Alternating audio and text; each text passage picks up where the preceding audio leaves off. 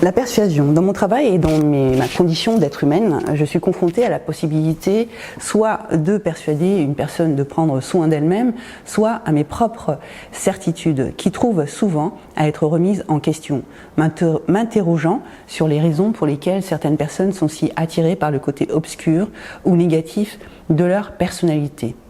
J'y mets des guillemets parce que ce n'est pas un jugement de valeur, la définition étant une inclination à la destruction, à l'autosabotage, à la mort. Alors, en lisant ce passage sur les deux modèles de persuasion tirés de l'ouvrage coordonné par Gosling, non, ce n'est pas l'acteur américain. Intitulé Psychologie sociale, tome 1, l'individu et le groupe, voilà ce qui en ressort. Dans le modèle de la probabilité d'élaboration ELM, selon Petit et Cacioppo, une attitude valide peut être atteinte selon deux voies, une voie centrale et une voie périphérique. La persuasion par voie centrale renvoie à l'adoption d'une attitude qui résulte d'un examen attentif des arguments disponibles en faveur ou en défaveur d'une position. Les gens créent de nouveaux arguments et intègrent certains des arguments présentés dans une structure de croyance en rapport avec l'objet d'attitude. Ils élaborent les messages. Un tel traitement de l'information nécessite que les gens soient fortement motivés et disposent de capacités cognitives suffisantes. Les attitudes formées à partir d'un tel traitement seront stables dans le temps, prédictives du comportement futur des individus. La persuasion par voie périphérique renvoie à l'adoption d'une attitude sans que cela nécessite de la part des individus un traitement approfondi des arguments présentés.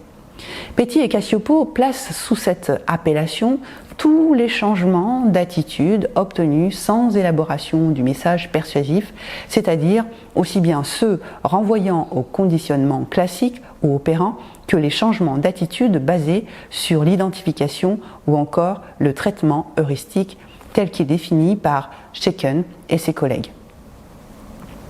Ce type de traitement du message persuasif apparaît lorsque les gens ne sont pas suffisamment motivés pour traiter les arguments de manière approfondie et ou ne disposent pas de ressources cognitives nécessaires à un tel traitement.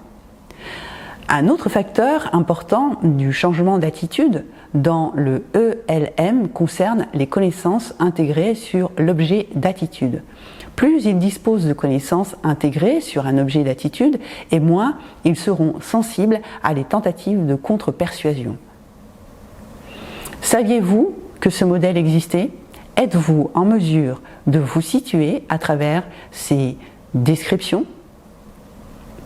Rendez-vous dans l'autre article intitulé La persuasion 2 pour découvrir le deuxième modèle dit heuristique systématique, HSM.